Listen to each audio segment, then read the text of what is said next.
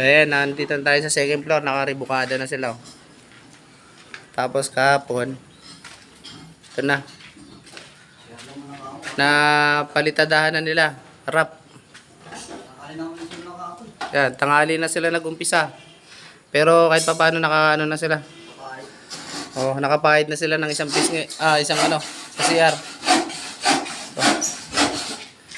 Ito yung mabibilis na tao na gumagawa. Ayan, sila. Ngayon, ito na. Oh, nakapahid na sila sa CR dito sa kabila.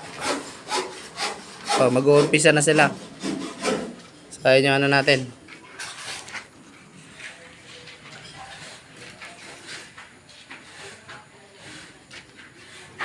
Ito.